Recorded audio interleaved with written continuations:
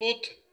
E ele está declarando uma coisa que todos nós temos que ter a consciência, que o salário, ele está dizendo, o pagamento do pecado é a morte.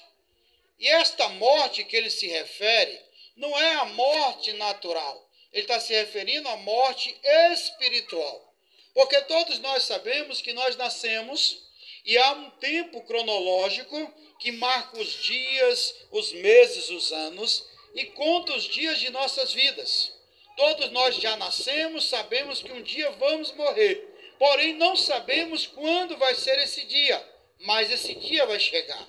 E nós precisamos nos preparar para esse dia. O pecado, ele entrou no mundo para nos afastar de Deus e não nos deixar estarmos prontos para esse dia, o dia em que a morte vai chegar. E todos terão que estar diante de Deus e terão que dar conta das suas obras. Muitas pessoas pensam que pode fazer o que quiser, que pode andar da maneira que quiser, que pode praticar tudo aquilo que desejar. Porque ninguém está vendo, está no escuro, ninguém está observando, é somente duas pessoas. Mas uma coisa é certa, a Bíblia diz que de Deus ninguém escarnece.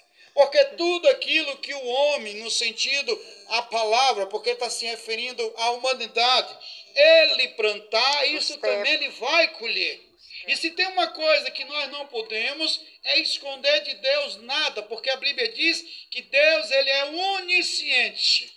E ele conhece tudo que está na nossa mente antes dela vir a formar. Ele é onipresente e está aqui nesta noite, como está no Japão, nos Estados Unidos e em todos os lugares. O próprio salmista Davi, ele falou no Salmo 129, que para onde fugiria ele da presença de Deus? Se ele descesse nas mais profundas águas, ou abismo, como ele colocou, Deus estaria lá. Se ele entrasse no mais profundo da terra, Deus também estaria lá. Se ele subisse as mais altas nuvens, Deus também estaria lá. Aonde ele fosse, ele declarou, Deus estaria lá. Porque ninguém pode se esconder de Deus. Mas eu quero trazer nesta noite, para entendermos melhor, um pouco, desse passo acerca do pecado. Quando a Bíblia se refere aqui, a Bíblia está se referindo acerca de algo muito grave, que na verdade não foi provocado por Deus. Quando Deus criou os céus e a terra e tudo que hoje nós conhecemos e sabemos, e os nossos olhos veem, os nossos ouvidos ouvem, e andamos e conhecemos, a Bíblia vai dizer que a terra era perfeita. Tudo que Deus criou era perfeito. Não havia falha, não havia defeitos, não havia erros. Tudo que Deus criou era bom. Ele mesmo disse, bom é tudo que ele fez. Mas a Bíblia vai dizer que Deus cria o homem, e quando Deus cria o homem, Deus cria do pó da terra, e este homem está agora em forma de um boneco. Ele não tinha vida. E a Bíblia diz que Deus vai nas suas narinas e sopra o fôlego da vida. E este homem se torna alma vivente. Agora ele começou a viver. De repente a Bíblia diz que Deus observa e este homem estava triste porque tudo que havia no jardim, no paraíso, não completava ele.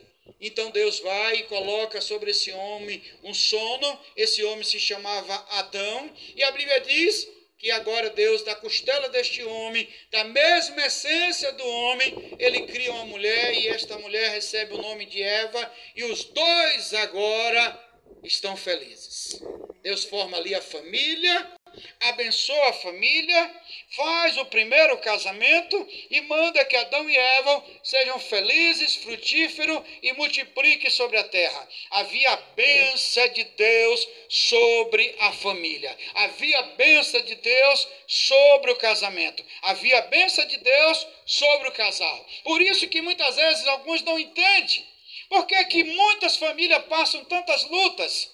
Por que que muitas famílias enfrentam tantas dificuldades? Por que que o número de divórcio e por que que muitos casamentos não conseguem ir avante? Porque você vai entender daqui a pouco que aconteceu algo que infelizmente trouxe desavença no casamento, na família. em meio ao casal. A Bíblia vai dizer que agora o homem e a mulher andavam alegres, felizes, o paraíso era um lugar tranquilo, eles tinham comunhão entre si, estavam nus fisicamente, mas eram puros, estavam na inocência, não havia malícia, não, era um momento de alegria. Deus vinha na variação do dia e conversava com o homem, andava com o homem, era um tempo de prazer, era um tempo de paz, era um tempo de alegria. Mas a Bíblia diz que havia um outro ser.